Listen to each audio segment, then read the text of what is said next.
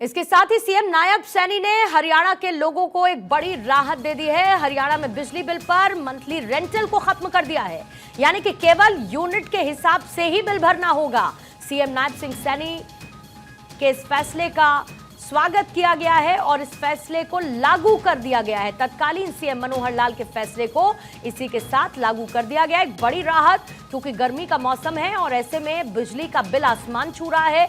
ऐसे में रेंटल को हटाकर सिर्फ यूनिट के हिसाब से पैसे भरने होंगे कंज्यूमर्स को, जो कि बिजली की खपत कर रहे हैं।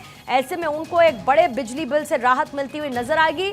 मनोहर लाल का यह फैसला था, जिसको नायब सिंह सैनी सरकार की तरफ से लागू करते हुए बड़ी राहत का ऐलान किया गया है। यह फैसला न सिर्फ जिसका ऐलान किया गया, बल्कि इसको लागू भी कर दिया गया है। बिजली बिल का जो रेंटल होता है, उस रेंटल को माइनस करके सिर्फ यूनिट का पैसा भरना होगा। थानेश्वर मेरे सहयोगी इस पर और ज्यादा जानकारी के साथ इस वक्त जुड़ चुके हैं। थानेश्वर, यह बड़ी राहत है क्योंकि गर्मियों में बिजली बिल आसमान छू रहा है।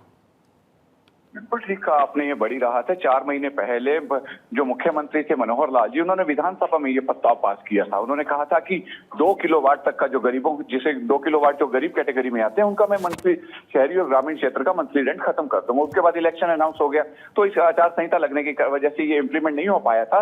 अब मुख्यमंत्री नायब सैनी बन गए हैं, तो नायब सैनी ने जो उस घोषणा को इंप्लीमेंट करना शुरू कर दिया है, जो पूर्व मुख्यमंत्री मनोहर लाल ने की थी। अब ये जो रेंटल था, ये खत्म कर दिया है। सिर्फ यूनिट के हिसाब से बिल आएगा, जिससे लोगों को काफी ज्यादा राहत मिलेगी। क्योंकि गर्मी के दिनों में बिजली की ज्यादा खपत होती है, कहीं एसी चलते हैं, कहीं कूलर वगैरह चलने से हर घर का बिल ज्यादा आता है, जिससे लोगों को बहुत ज्यादा परेशानियों का सामना करना पड़ रहा था।